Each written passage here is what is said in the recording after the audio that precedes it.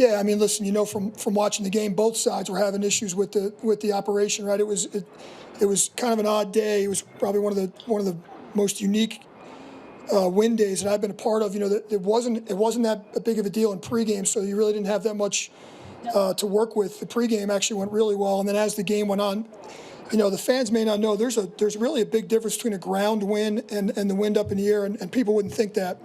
But the ball wasn't really getting affected too much when it got up in the air. But man, the operation was a struggle for both sides. Their punter obviously dropped one on the ground. Unfortunately, we weren't rushing on that one. And they had some other issues. And then Jeremy was really, his whole deal was with his drops, and the ball was moving on him in the air when he was dropping the ball, and that's really came down to it. So the first couple. Really, the first one had nothing to do with that. That was just a miss hit. The next couple had something to do with the ball moving, on the drop. So being able to control your drops when, holding a little longer, there's techniques that we use. He fixed it as the game went on. But like I said, you really saw both sides struggling with that a little bit, and we got to be better there.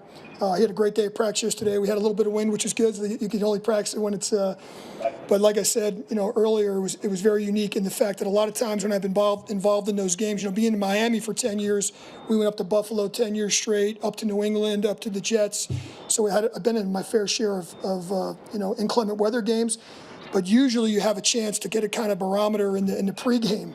And this wind kind of just kept going and going and going and picking up, so you didn't get a really good chance to practice it during the pregame.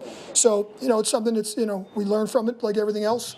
We move on, but like I said, it's something we got to handle moving forward because we're going to obviously play in some of those games again.